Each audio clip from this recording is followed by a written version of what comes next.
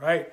As usual, thanking God again. Let's call Jeremiah 38 alliances in a chapter that I actually need to start off with a correction. Understanding that in the previous chapter, I said that Jeremiah was given an allowance of bread until the invasion of Judah or Jerusalem by Babylon. However, I think the bread ran out before the actual invasion, as this chapter makes clear. And so he was given a provision of bread until the bread ran out. Here, he's going to be kept in the captain of the guard until the actual fall of Jerusalem. However, in this chapter that we're calling alliances, it starts out in verses 1 through 6, saying that Jeremiah's words were overheard by a certain group of men in Jerusalem who overheard his call to surrender.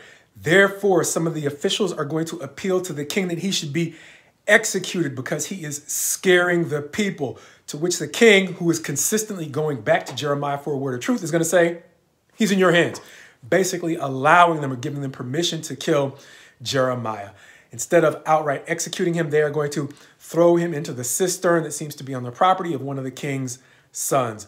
Verses 7 through 13, however, showing that a man of Ethiopian descent in the nation is going to say that this has been an injustice, and he is going to appeal to the king to allow him to save Jeremiah. The king gives him permission.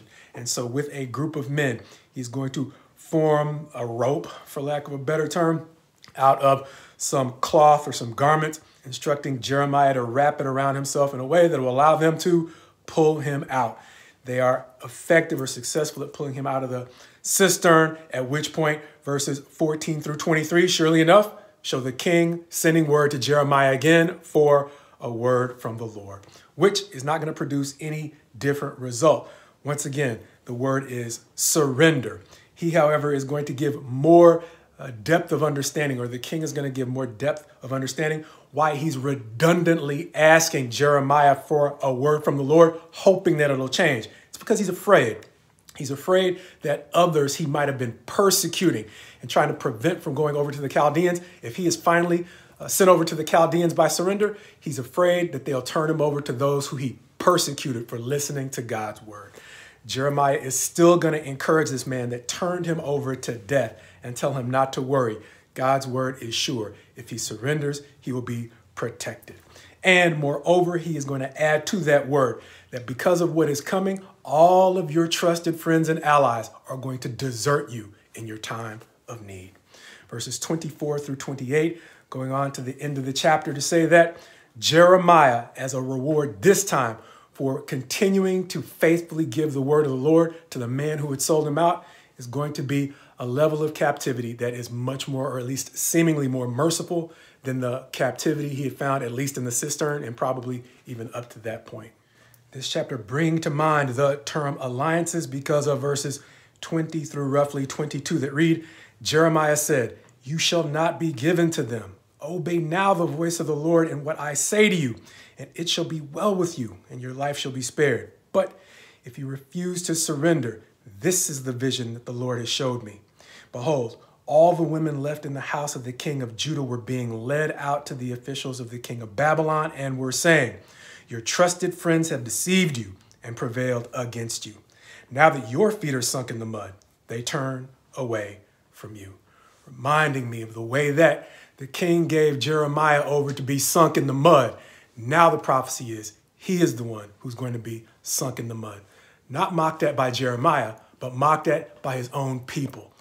The ones who hadn't already sold him out the way he sold out Jeremiah, the one who was consistently giving him the word from the Lord. Reminding me of something I learned from Mr. T.D. Jakes not long ago. I mean to disrespect him by not giving him his title, but he's a teacher who I click on from time to time who taught a lesson years ago. I don't know if he entitled it, but he referred to the concept of confidants, constituents, and comrades. 3 levels of folks with whom we can feel a level of friendship, maybe. Comrades we feel close to because they hate what we hate. Constituents, those we might feel close to because they love what we love. And confidants being that few or that select group of folks we form friendships with over time because they genuinely love us. And confusing these groups of people can lead us into the same problem that Zedekiah found when he was abandoned by those he thought were friends. See, in these days, we often feel a source of friendship or kinship with those who hate the same things we hate, not realizing that when the thing that we hate is removed, the true nature of the relationship is exposed. And much like Zedekiah, when the thing that we hate is no longer the biggest issue in our lives, the true nature of our friendships often gets exposed, helping us to realize, sometimes the hard way, that we were really forming alliances in places we thought we had friendships. A realization compounded by Zedekiah for the evils he had done in his alliances. As we noticed a Wednesday or two back, the way that God will allow people to form alliances to sin, the consequences of which, though, he'll force them to suffer alone.